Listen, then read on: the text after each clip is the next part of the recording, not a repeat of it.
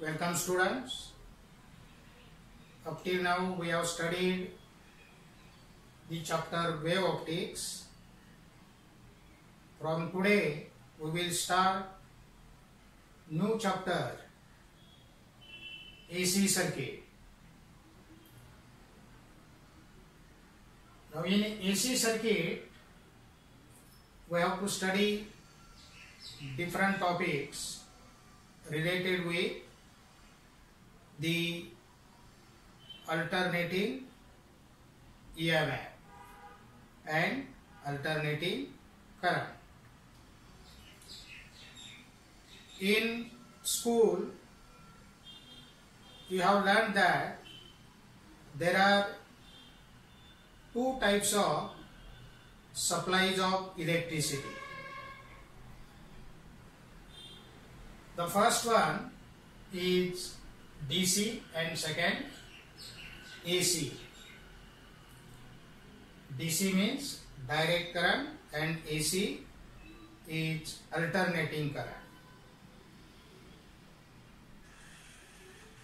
The direct current which has fixed polarity of voltage. The direct current which has fixed polarity of voltage, that is positive and negative ends of power supply are fixed. These terminals are fixed. In AC, the alternating current for which the polarity of voltage keeps changing periodically. The voltage changes after every half cycle. We have also studied the AC generator which produces AC voltage.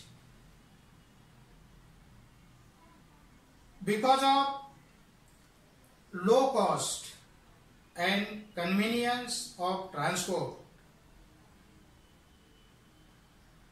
the electricity is mostly supplied as AC.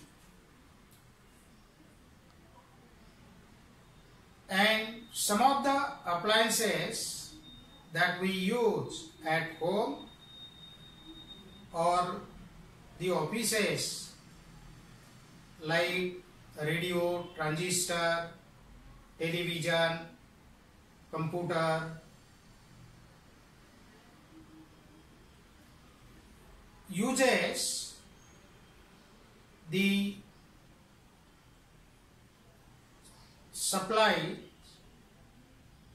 AC, and these devices or these appliances converts AC into DC by using a device known as a rectifier before using it.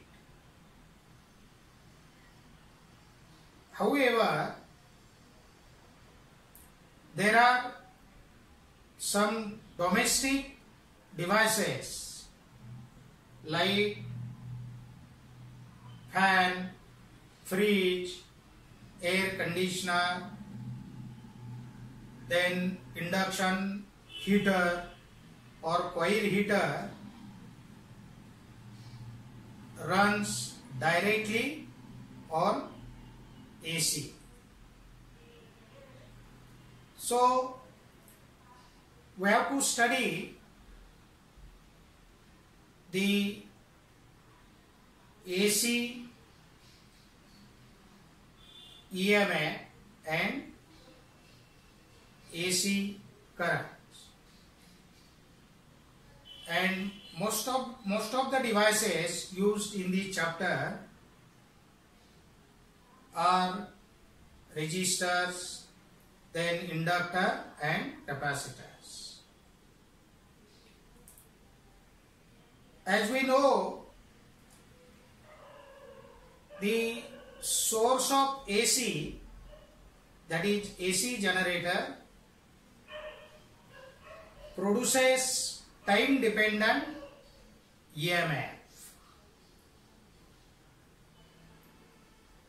AC generator produces time dependent EMF, and this EMF is given by the equation E is equal to E naught sin omega t, where E naught is the peak value of EMF, the maximum value of EMF in either direction, and omega is the angular frequency of rotation of the coil in AC generator. As the time variation of current is similar to that of EMF, therefore current in circuit connected to the generator will be given by I is equal to I naught sin omega t plus alpha, and in this equation alpha is the phase difference between the current and EMF. But from the equation E is equal to E naught sin omega t, it can be seen that induced EMF varies with sine function. The induced EMF varies sinusoidally with time. So here we have plotted a graph of EMF versus time factor, that is omega t, and from this graph it is clear that the direction of EMF is reversed after every half cycle of the coil, and this type of EMF is called alternating EMF or sinusoidal EMF, and the corresponding current is called alternating current or sinusoidal current. So from this graph we can say for every half cycle the direction of EMF and current goes on changing. So this is the first positive half cycle and this is negative half cycle.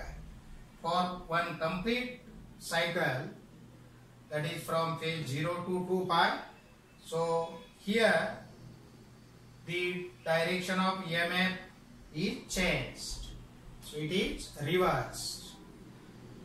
So in AC we can also say the magnitude, the amplitude is constant. The amplitude of the EMF is constant and the direction is changed after every half cycle. So from this we have to study one more term, that is average or mean value of AC. So from this graph, it is clear that if we consider one complete cycle, means from 0 to 2 pi, that is one period, and if we take the average or mean, so that average is equal to 0. The average value of AC over complete cycle is equal to 0, and this term has no significance. That's why we can define the average or mean value of AC is nothing but the average over half cycle. The mean value of AC or average, so this is the average of all the values in half cycle. So that is the mean value of AC or average value of AC. So average value of AC is defined as the average over half cycle. Now this is the graph which is having sine nature. So this is the sine curve, means this graph depends upon the function sine. So if we take the average of sine omega t, average value of sine omega t means sine theta over one complete cycle, so it is 0, and that term is not significant. That's why we can find out the average value of sine theta in the range from 0 to pi, means only for half cycle. So that average value of sine theta is equal to integration of sine theta, integration limits from 0 to pi, and integration of d theta from 0 to pi. So we can find out the integration. So what is the integration of sine theta? So integration of sine theta is minus cos theta.